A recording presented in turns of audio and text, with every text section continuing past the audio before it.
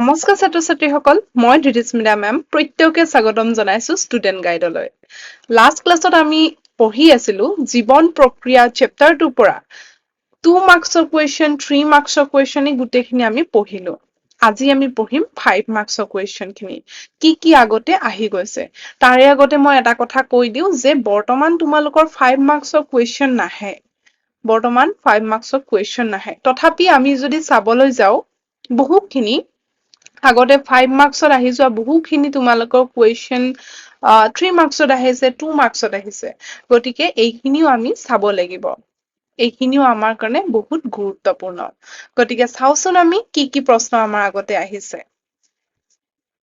প্ৰথম প্ৰশ্নটো চোৱা ইয়াতে কি কৈছে জীৱবোৰৰ খাদ্য কিয় প্ৰয়োজন জীৱবোৰক খাদ্য কিয় লাগে আমি খোৱা খাদ্যবোৰ অৱশেষত কি ৰূপত আৰু আমাৰ শৰীৰৰ ক'ত সঞ্চয় হয়গৈ কিমানটা কুৱেশ্যন ইয়াতে দিয়া আছে ভালদৰে চাবা শক্তিৰ যোগান ধৰাৰ অৰ্থে বিভিন্ন জীৱবোৰত কি বেলেগ বেলেগ প্ৰক্ৰিয়াৰ দ্বাৰা গ্লুকজৰ জাৰণ ঘটে গতিকে ইয়াতে বহু কেইটা প্ৰশ্ন যোগ হৈ পেলাই এনেকে 5 নম্বৰীয়া এটা প্ৰশ্ন মিলাই দিছে চাওচোন আমি এটা এটাকে উত্তৰসমূহ প্ৰথমতে আমি চাবলৈ যাওঁ যে জীৱসমূহক খাদ্য কিয় প্ৰয়োজন এতিয়া চোৱা আমাক কিয় খাদ্য লাগে আমাক খাদ্য লাগে কাৰণ আমাক শক্তি লাগে হয়নে আমি শক্তি পাবৰ কাৰণে শক্তিৰ কাৰণে আমি খাদ্য খাওঁ আৰু লগতে খাদ্যত বিভিন্ন ধৰণৰ উপাদান থাকে যেনেকে প্ৰটিন ভিটামিন মিনাৰেল হয় নে কাৰ্বহাইড্ৰেট এই গোটেইবোৰ আমি খাদ্যৰ পৰা পাওঁ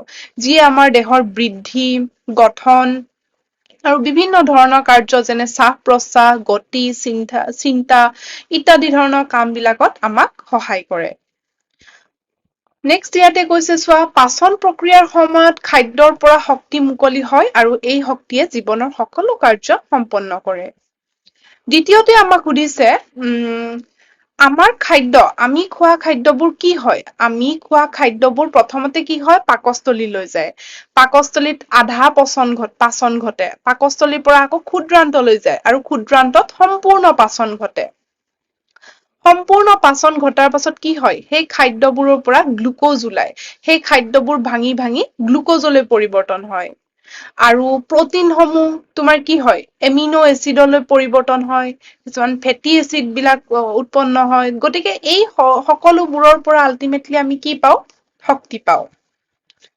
এতিয়া ইয়াতে কৈছে চোৱা অতিৰিক্ত খাদ্যখিনি কি হয় ঠিক আছে আমি খাদ্য খালো আমাক যিখিনি লাগিলে আমাৰ সেইখিনি শক্তি হিচাপে আমি ব্যৱহাৰ কৰিলো এতিয়া আমাক যিখিনি খাদ্যৰ মানে যিখিনি শক্তিৰ প্ৰয়োজন নহয় এতিয়াতো এনেকুৱা নহয় আমি যিমান খাইছো সেই গোটেই বিলাকৰ পৰা শক্তি উৎপন্ন হয় এতিয়াতো আমি সেই সকলো বিলাক শক্তি এটা টাইমতে শেষ কৰি নিদিও হয় নে নাই ত গতিকে মই এতিয়া তোমালোকক বুজাই থাকিবলৈ হলে কথা কৈ থাকিবলৈ হলে মোক যিখিনি শক্তি লাগিছে মই সেইখিনি খৰচ কৰিছো কিন্তু বাকী থকা শক্তি খিনি কি কৰিম বাকী যিখিনি শক্তি ৰৈ যাব সেইখিনি কি হব আমাৰ যকৃত অৰ্থাৎ লিভাৰত যকৃতত গ্লাইকজেন হিচাপে জমা হৈ থাকিব আৰু সময়ত যেতিয়া আমাক সেই শক্তিখিনিৰ প্ৰয়োজন হব সেই গ্লাইকজেনৰ পৰা আমি আকৌ পুনৰ সেই শক্তিখিনি ব্যৱহাৰ কৰিম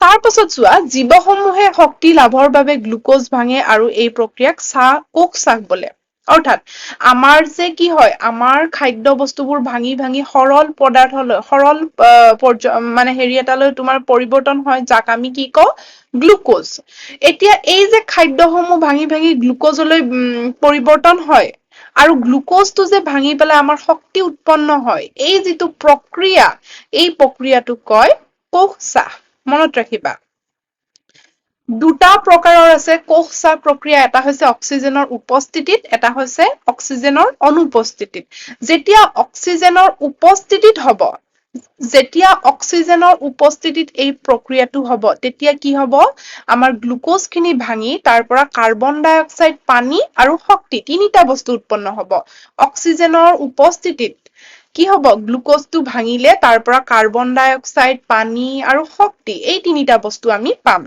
আৰু এই প্ৰক্ৰিয়াটো কয় বায়বীয় চাহ এইটো হৈছে বায়বীয় চাহ ঠিক আছে আৰু এইটো মানুহ প্ৰাণী উদ্ভিদ এইবিলাকত আমাৰ কি হয় আমি আমাৰ ক্ষেত্ৰত এইবিলাক বায়বীয় চাহ ইংলিছত কলে এৰবিক ৰেচপিৰেচন ইয়াৰ বিপৰীতটো কি হ'ব? যেতিয়া অক্সিজেনৰ অনুপস্থিতিত গ্লুক'জটো ভাঙিব লগা হয় তেতিয়া কি হ'ব?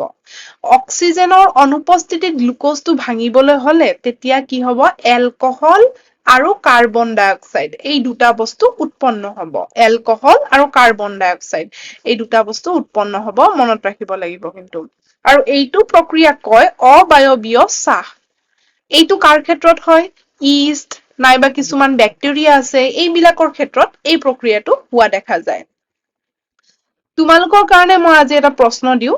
আগতে মই 2 মাৰ্কছত পঢ়াইছো, 1 মাৰ্কছতো পঢ়াইছো। চোৱা 1 মাৰ্কছতো আহিছে, 2 মাৰ্কছতো আহিছে, 3 মাৰ্কছতো আহিছে।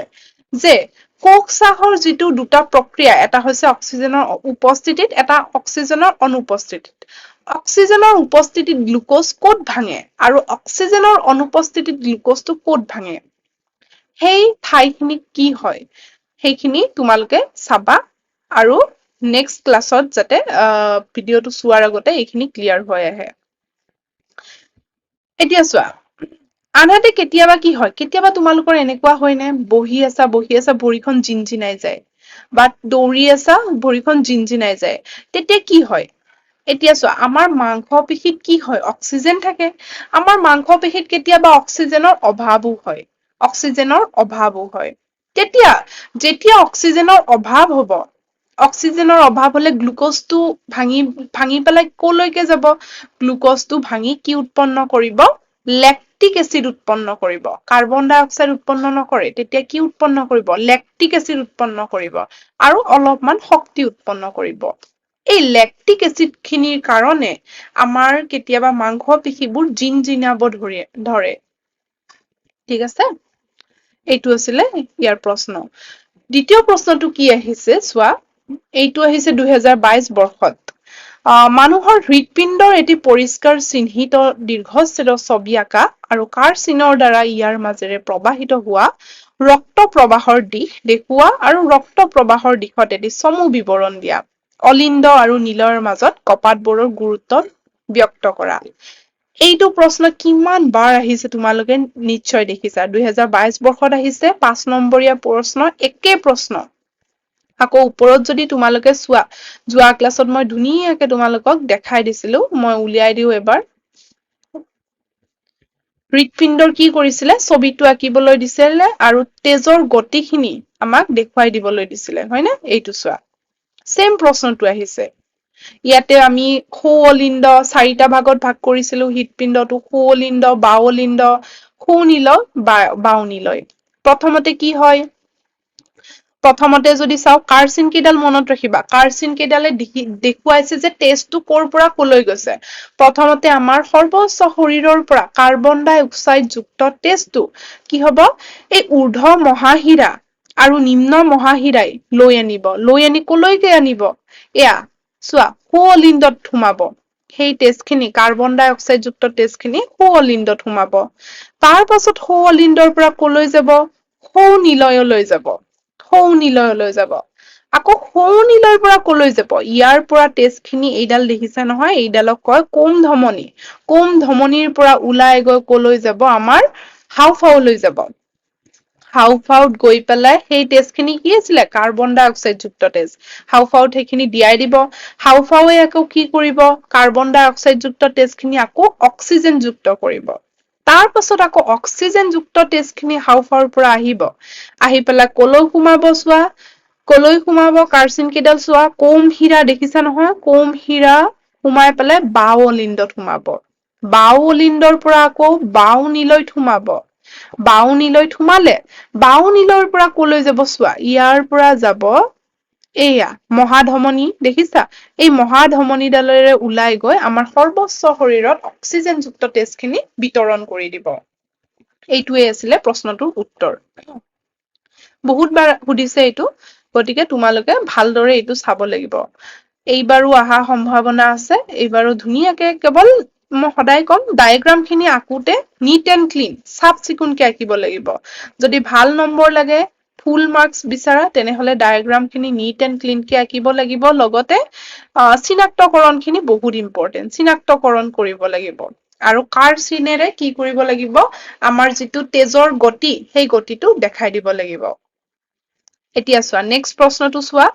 জৈৱ অনুঘটক কি হয় এইটোও আহিছে আগতে দেখিছা কিমান ৰিপিটেডলি কুৱেশ্যন আহি আছে জৈৱ অনুঘটকবোৰ কি হয় এনে দুটা অনুঘটকৰ নাম লিখা মানে উদাহৰণ দুটা দিব দিছে আমাৰ শৰীৰত এইবোৰে গ্ৰহণ কৰা ভূমিকাৰ কথা আলোচনা কৰা পাকস্থলীত বা পাক গ্ৰন্থিৰ দ্বাৰা পাকস্থলীত নিঃসৰিত হোৱা হাইড্ৰক্লৰিক এচিডৰ কাৰ্য চোৱা কিমানটা প্ৰশ্ন দিছে তিনিটা প্ৰশ্ন দিছে প্ৰথমটো কৈছে জৈৱ অনুঘটক কি দ্বিতীয়টো কৈছে দুটা জৈৱ অনুঘটকৰ নাম লিখা আৰু সিহঁতৰ কাৰ্য কি হয় নেক্সট প্ৰশ্নটো দিছে আমাৰ পাকস্থলীত থকা হাইড্ৰক্লৰিক এচিডৰ কাৰ্য বৰ্ণনা কৰা চোৱা প্ৰথমতে আমি চাও জৈৱ অনুঘটক এতিয়া চোৱা আমাৰ শৰীৰত বিভিন্ন ধৰণৰ ৰাসায়নিক বিক্ৰিয়া ঘটি থাকে বিভিন্ন ধৰণৰ ৰাসায়নিক বিক্ৰিয়া ঘটি থাকে এতিয়া সেই বিক্ৰিয়াসমূহক স্পীড দিবলৈ যেনেকে আমি গাড়ীখন স্পীড দিবলৈ হলে আমি এক্সিলাৰেটৰডাল কি কৰো দবাই দিও যিমানে বেছি প্ৰেছ কৰিম সিমানে গাড়ীখন বেছিকে যাব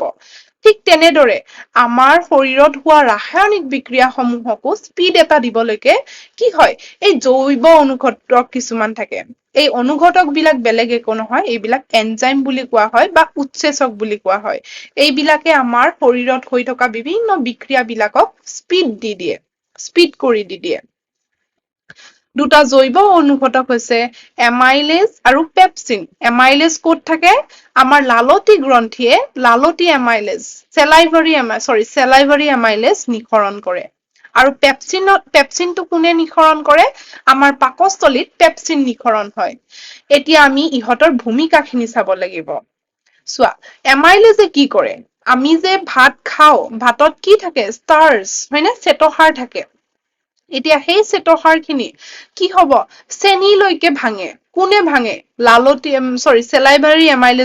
চেলাইভাৰী এমাইলেজে কি কৰিব তোমাৰ আমাৰ যিটো শ্বেতসাৰ এই ষ্টাৰ্চটোক তোমাৰ মেলটজ নাইবা চেনিলৈকে ভাঙি দিব তাৰ পাছত পেপচিন সুধিছে পেপচিনৰ কাম কি পেপচিনে কি কৰিব প্ৰটিন আমি যে খাদ্য খাওঁ খাদ্যত থকা এটা উপাদান হৈছে প্ৰটিন সেই প্ৰটিনটো কি কৰে কোনে ভাঙে পেপচিনে প্ৰটিনটো ভাঙি পেলাই তাৰ চিমপ্লেচ বা ক্ষুদ্ৰ পদাৰ্থ যিটো আমি পেপটাইড বা এমাইন' এচিড বুলি ক'লে বেছি ভাল হ'ব এমিন' এচিড বুলি কবা তোমালোকে এমিন' এচিডলৈ ভাঙে এইখিনি আছিলে ইহঁতৰ কাম এতিয়া নেক্সট আমাক সুধিছে কি যে হাইড্ৰক্লৰিক এচিডৰ কাম কি প্ৰথমতে হৈছে আমাৰ পাকস্থলীত কি কৰে হাইড্ৰক্লৰিক এচিডে এটা অম্লীয় পৰিৱেশৰ সৃষ্টি কৰে দ্বিতীয়তে কি যে আমি খাদ্য খাওঁতে খাদ্যৰ লগত বিভিন্ন বেক্টেৰিয়া যায় হয়নে বিভিন্ন বেক্টেৰিয়া আমাৰ খাদ্যৰ লগত পেটলৈকে যায় এতিয়া সেই বেক্টেৰিয়া সমূহক ধ্বংস কোনে কৰে হাইড্ৰক্লৰিক এচিডে কৰে নেক্সট কি হব যে প্ৰটিন হয় নে নাই আমাৰ খাদ্যত থকা প্ৰটিনসমূহ যে ভাঙিবলৈ লয় তাৰ আৰম্ভণি ক'ত হয় হাইড্ৰক্লৰিক এচিডে কৰে তাৰ আৰম্ভণি কৰে হাইড্ৰক্লৰিক এচিডে প্ৰটিনৰ প্ৰাথমিক ভাঙনিত সহায় কৰে 4 নম্বৰ প্ৰশ্নটো চোৱা ইয়াতে কি দিছে যে উদ্ভিদৰ দেহত খাদ্যৰ কেনেদৰে সংবহন ঘটে সংবহন মানে এই ট্ৰেন্সফাৰ হয়নে প্ৰেৰণ ঘটে জাইলেম আৰু ফ্লোএম দ্ৰব্যৰ পৰিবহনৰ পাৰ্থক্যবোৰ কি চোৱা প্ৰথমতে জানিব লাগিব উদ্ভিদৰ দেহত খাদ্য কেনেদৰে সংবহন ঘটে চোৱা উদ্ভিদৰ খাদ্য সংবহন কৰিবলৈ দুটা বস্তু আছে দুটা কোষ আছে সেইটো হৈছে জাইলেম আনটো হৈছে ফ্লোএম জাইলেম আৰু ফ্লোএম এই দুটা কি হয় দুটা মুখ্য নলীয় তন্ত্ৰ জাইলেমে কি কৰিব আমাৰ এজোপা উদ্ভিদৰে চোৱা উদ্ভিদৰ কি হয় শিপাবোৰ চোৱা শিপায়ে মাটিৰ পৰা কি কৰে খনিজ লৱণ পানী এইবিলাক শোষণ কৰি লয় এতিয়া শোষণ কৰি পেলাই সেইবিলাক কলৈকে যাব ওপৰৰ পিনে যাব হয় নে নাই শিপাৰ পৰা ওপৰলৈ গা গছ বা পাতলৈকে যাব সেইখিনি নিয়াত কোনে সহায় কৰে সেইখিনি সহায় কৰে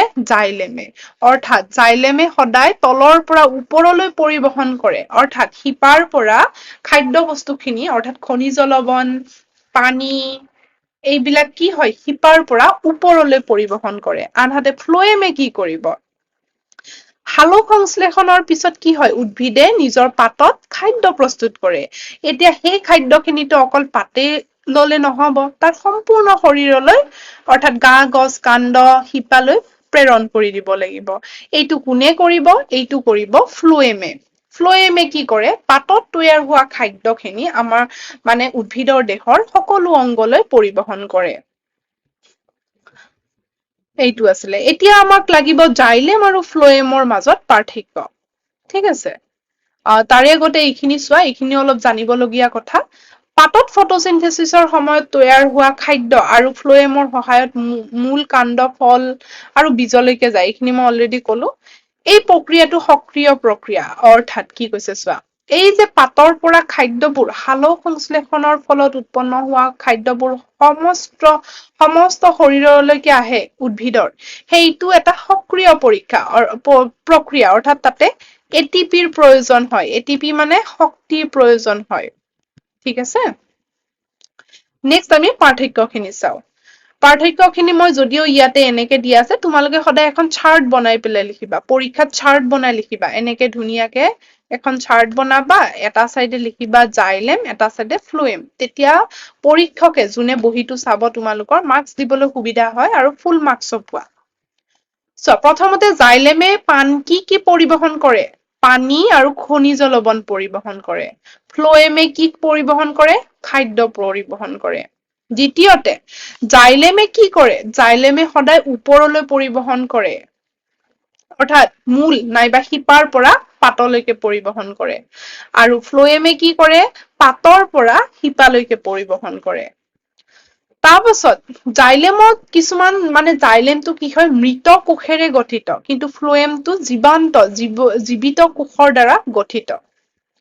তাৰ পাছত আছে জাইলেমৰ কাৰ্যত শক্তিৰ প্ৰয়োজন নহয়। এই যে তলৰ পৰা শিপাৰ পৰা ওপৰলৈ পাতলৈকে যে খাদ্য বস্তু খিনি নিব লাগে, তাতে কি হয়? শক্তিৰ প্ৰয়োজন নহয়। শক্তি মানে এটিপি। কিন্তু ফ্লোৱেমৰ কাৰ্যত শক্তিৰ প্ৰয়োজন হয়। অৰ্থাৎ এটিপি লাগে। ওপৰৰ পৰা খাদ্য বস্তুখিনি শিপালৈকে আহোতে কি লাগে? এটিপি লাগে। কিন্তু ইয়াতে নালাগে। জাইলেমৰ মুখ্য কাৰ্য হৈছে পানী আৰু খনিজ পদাৰ্থৰ পৰিবহন। ফ্লোৱেমৰ মুখ্য কাৰ্য হৈছে খাদ্য আৰু পুষ্টি পৰিবহন। এইকেইটা হৈছে পাৰ্থক্য। তোমালোকে স্ক্ৰীনশ্বট মাৰি লব পাৰা। এতিয়া চোৱা। নেক্সট প্ৰশ্নটো কি দিছে চাওঁ আমি। আচ্ছা, এইকেইটাই প্ৰশ্ন আছিলে। টোটেল এইকেইটাই প্ৰশ্ন আছিলে। 5 নম্বৰীয়া প্ৰশ্ন এইকেইটা। আৰু 5 নম্বৰীয়া প্ৰশ্ন বৰ্তমান তোমালোকক নাহে। কিন্তু তথাপিও তোমালোকে নাহে বুলি চালে নহব। আগতে যিকেইটা 5 নম্বৰী প্ৰশ্ন আহিছে ভালদৰে চাব লাগিব। কাৰণ সেই 5 নম্বৰী প্ৰশ্ন কেইটাই বৰ্তমান 2 মাৰ্কচ আৰু 3 মাৰ্কচত দি আছে। সেইকাৰণে বহুত ইম্পৰ্টেণ্ট এইকেইটা। ঠিক আছে, তোমালোকে এতিয়া এই চেপ্টাৰটোৰ সম্পূৰ্ণ ভিডিঅ' খিনি এয়া কমপ্লিট হল ইয়াতে। এই চেপ্টাৰটো MCQ কুৱেশ্যন, 2 মাৰ্কচৰ কুৱেশ্যন, 3 মাৰ্কচৰ কুৱেশ্যন আৰু 5 মাৰ্কচৰ কুৱেশ্যন গোটেইখিনি পাই গৈছা। ধুনীয়াকে প্ৰেক্টিচ কৰা। উত্তৰসমূহো ইয়াতে দিয়া আছে। তোমালোকে ক'তো বাহিৰত এনেকে চাই থাকিব নালাগে। গোটেইখিনি বস্তু ইয়াতে পাবা। এক্সপ্লেনেশ্যন অৰ্থাৎ মই বুজাইও দিছো ধুনীয়াকে। গতিকে এইখিনি প্ৰেক্টিচ কৰা। পৰীক্ষাত ধুনীয়া নম্বৰ আহিব এই চেপ্টাৰটোৰ পৰা। ঠিক আছে? আমি আকৌ নেক্সট চেপ্টাৰটোত আকৌ লগ পাম। Bye bye. ধন্যবাদ।